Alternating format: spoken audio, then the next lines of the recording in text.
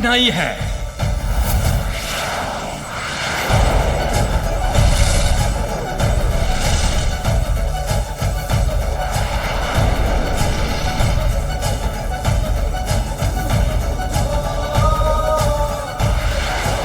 इस स्तंभ का आकार तो अनंत है, इसके आरंभ और अंत का स्रोत तो मैं किसी भी प्रकार से ज्ञात करने में असमर्थ हूं। मैंने स्तंभ का अंत ढूंढ लिया है। सत्य कह रहे हैं? इसका अंत ढूंढ लिया आपने? मुझ पर संदेह?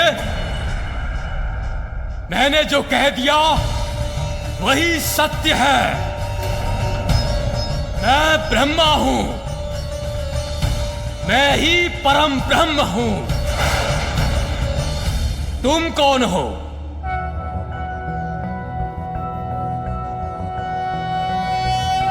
कर्पूर गौरम करुणावतारम संसार सारम भुजगेंद्रहारम सदा वसंतम हृदयारविंदे भवं भवामी सहितं नमामि।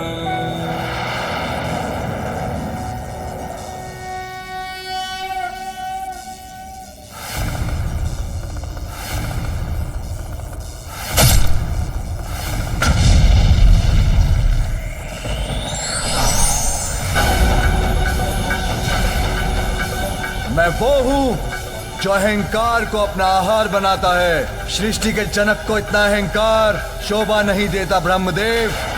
मैं आपका पांचवा शीश आपसे विलग कर दूंगा। महादेव से प्रतिस्पर्धा करने का यही आपका दंड है।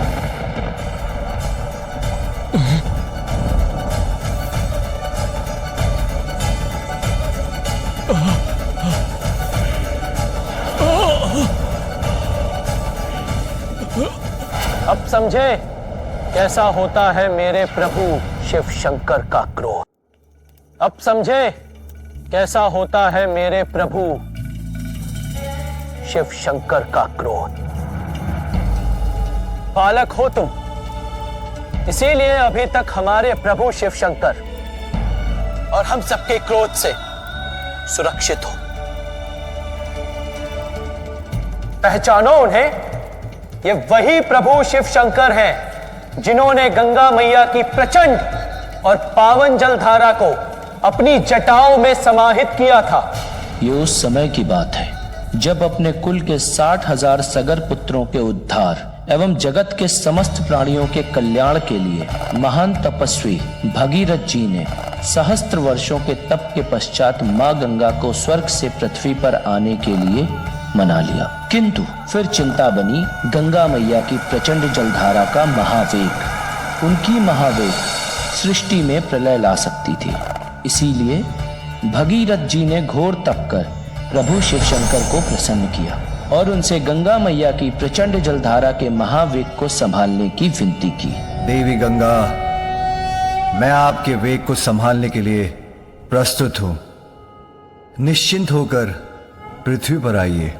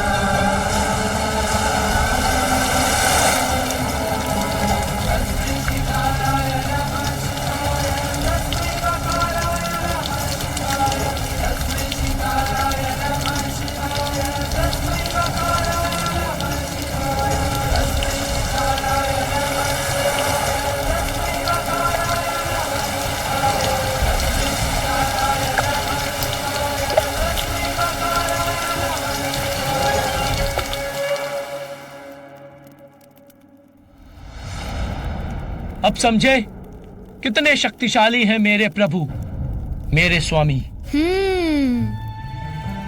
मैं प्रभावित तो अवश्य हूं,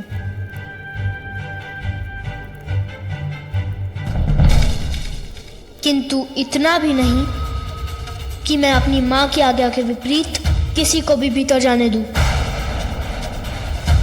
चाहे वो कोई भी हो, चाहे वो कोई भी हो,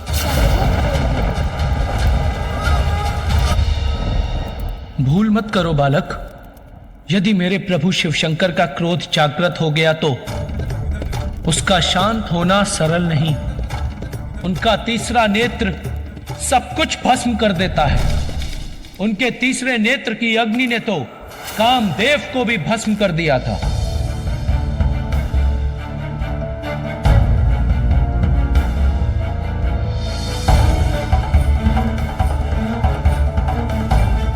मुझे क्षमा करें प्रभु, मैं देवराज इंद्र के आदेश के आगे विवश हूं। मुझे आपका ध्यान भंग करना ही होगा।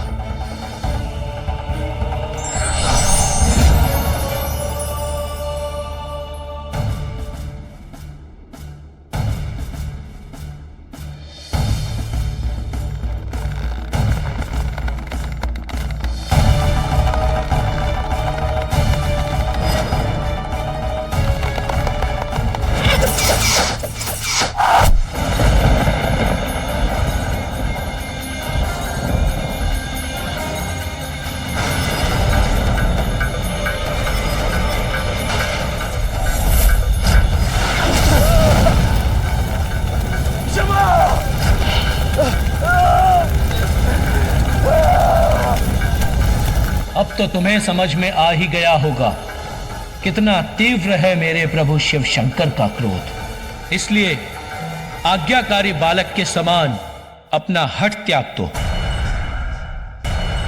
नंदी, क्या हुआ तुम्हारे साम दाम भेद? मैंने पहले ही ताता इधर तान पतल तीदा तल दो, पर नंदी दी मैंने तुमते ताए। श्रृंगी जी, इस बालक को समझाने में समय नष्ट हो रहा है।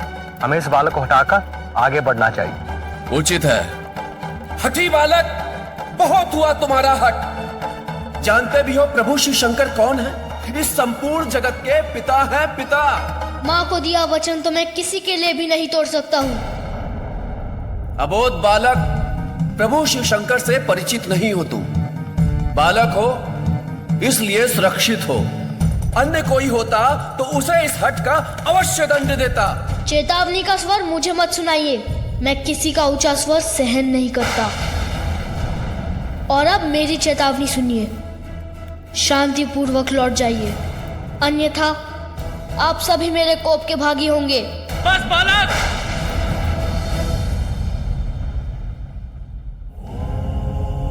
अब और दया नहीं करेंगे।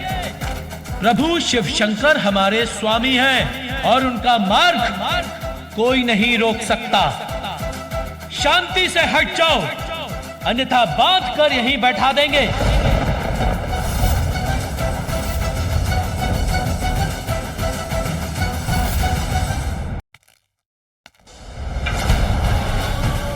जब तक मैं इस द्वार की रक्षा कर रहा हूं, तब तक कोई इस रेखा को नहीं लांघ सकता।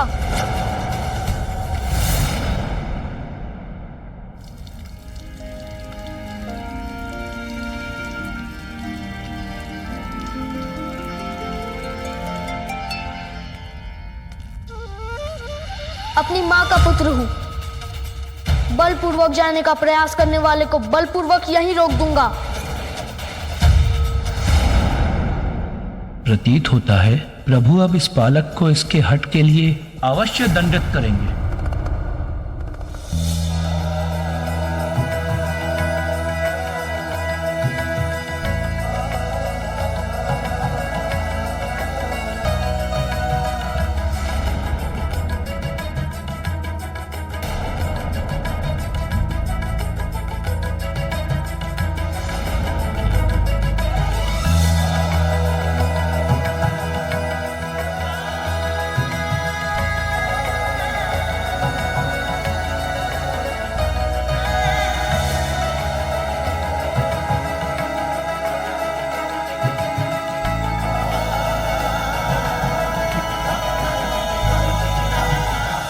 उचित है। मैं प्रतीक्षा करता हूं। प्रभु ने दंडित नहीं किया इस बालक को? इसका कहा स्वीकार लिया? क्यों?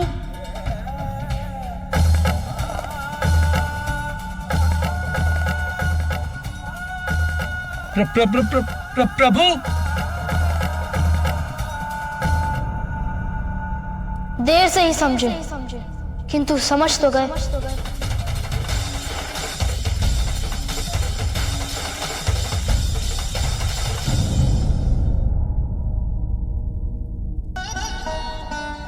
तुम जाओ, बात करो।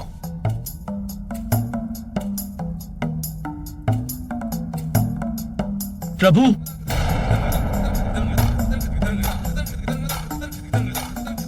क्षमा करें प्रभु, किंतु मैं और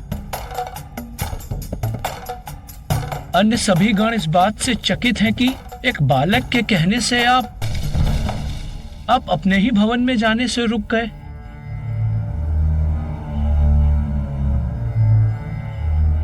प्रभु, मुझे और अन्य सभी गणों को यह तनिक भी नहीं भाया। प्रभु, आप कुछ नहीं कहना चाहते तो कोई बात नहीं, किंतु हम सब गण मिलकर उस बालक को समझाएंगे।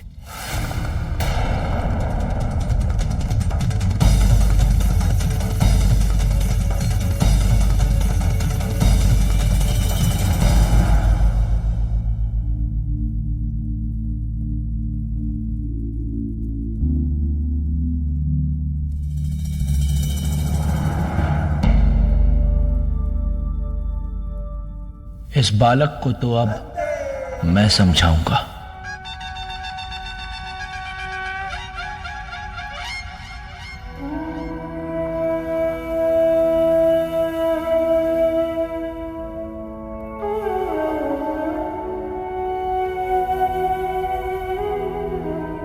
नंदी दी, इत तान पतल ते तीदा तल दो। क्या कहा इसने श्रृंगी? नंदी ये कह रहा है कि इसके कान पकड़ के सीधा कर दो। अरे नहीं नहीं, बालक है वो, और बालक के साथ इस प्रकार का व्यवहार नहीं किया जाता। हम उसे एक और अवसर देते हैं। हठी का हट तोड़ने के लिए साम दाम दंड भेद का प्रयोग किया जाता है। पहले मैं साम दाम और भेद का प्रयोग करूंगा। और दंड के लिए मैं हूं ही। अरे नहीं नहीं, उसकी आवश्यकता नहीं पड़ेगी। आप देखिए मैं कितनी सहजता के साथ इस बालक को मना लूंगा।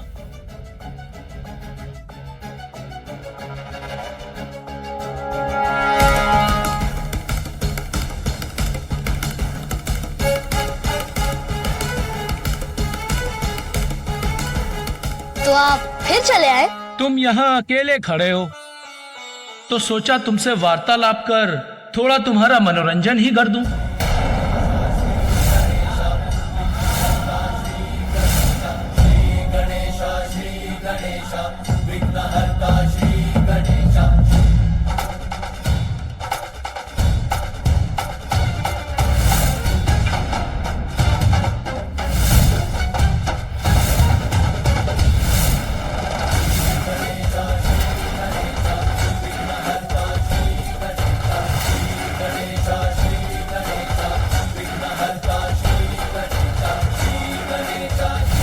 जब तक मैं इस द्वार का रक्षक हूँ, मैं मेरी माता की आज्ञा का पालन करूंगा। सतर्क रहना होगा मुझे, ताकि कोई भी छल एवं बल से भीतर ना प्रवेश कर पाए।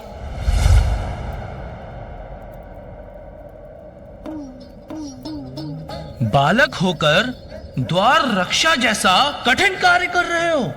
यह आयु कार्य करने की थोड़ी होती है, अपितु भिन्न भिन्न प्रकार के स्वादिष्ट फल, मिष्ठान एवं पकवान खाने की होती है। खाओगे?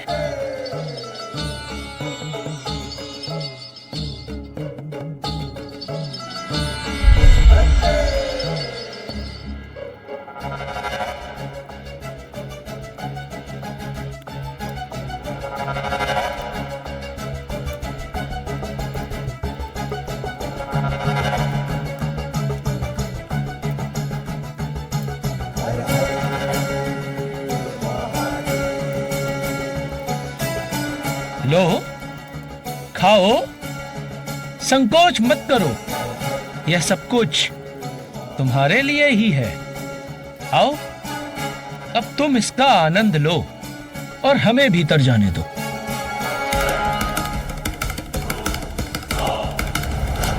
पुत्र, स्मरण रहे, किसी को भी भीतर मत आने देना। द्वार रक्षक के रूप में यहाँ खड़े रहने का जो वचन मैंने माता को दिया है, उसके समक्ष ये वस्तुएं तुच्छ हैं।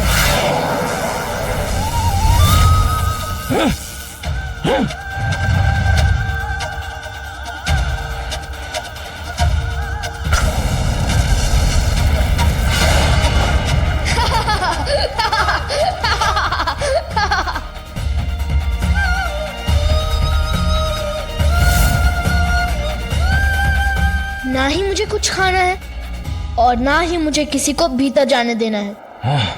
मेरा क्रोध जागृत हो रहा है। शांत शांत नंदी शांत। ओम नमः शिवाय, ओम नमः शिवाय, ओम नमः शिवाय, ओम नमः शिवाय, ओम नमः शिवाय, ओम नमः शिवाय, ओम नमः शिवाय, ओम नमः शिवाय, ओम नमः शिवाय, ओम नमः शिवाय, ओम नमः शिवाय, ओम नमः शिवाय, ओम नमः शिवाय, ओम नमः शिवाय, ओम नमः शिवाय।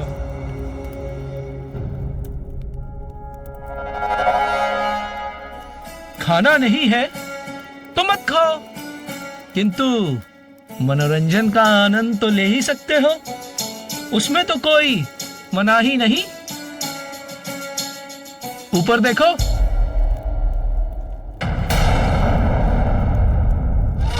देखो आकाश के इन मेघों में मैं तुम्हें राजकुमार और राजकुमारी के विवाह का अद्भुत दृश्य दिखाता हूं। तुम्हें अवश्य आनंद आएगा। ये देखो।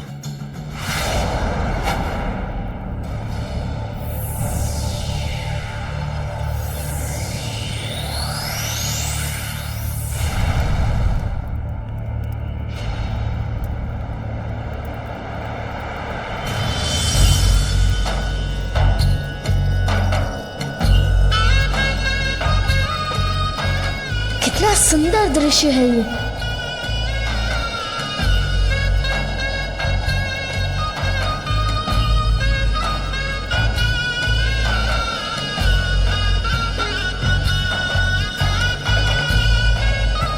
तुम यहाँ ये मनोहर दृश्य देखते रहो बालक, जब तक तुम्हारा मन करे।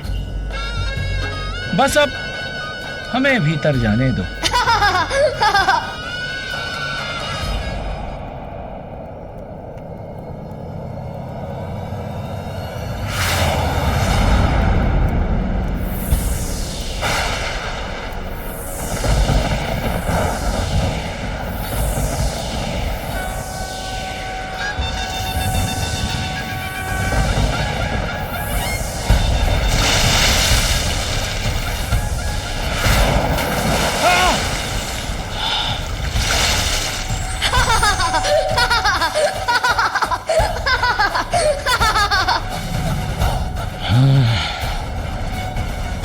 क्यों?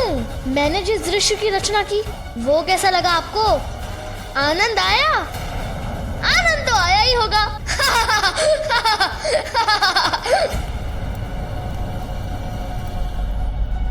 अब एक अंतिम बार कह रहा हूं, ध्यान से सुन लीजिए। इस द्वार के आगे मैं किसी को नहीं जाने दूंगा। समझ गए आप? साम दाम तो व्यर्थ गए, अब क्या करूं?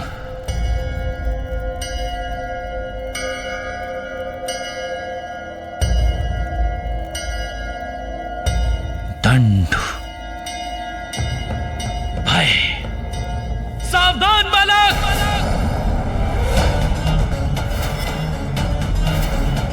हमारे स्वामी को जानते नहीं हो तुम?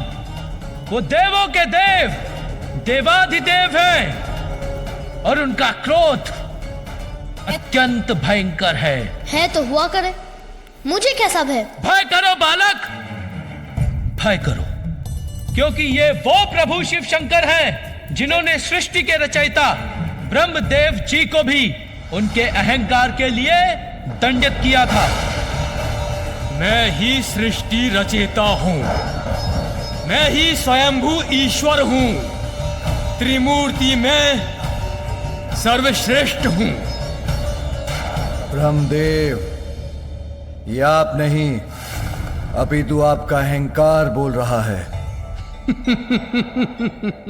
मैं सर्वज्ञाता हूं, इसलिए मैं ही श्रेष्ठ हूं।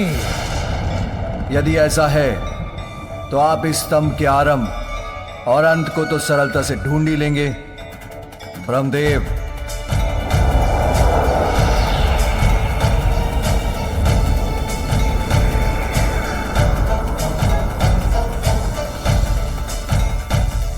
उचित है, इसमें क्या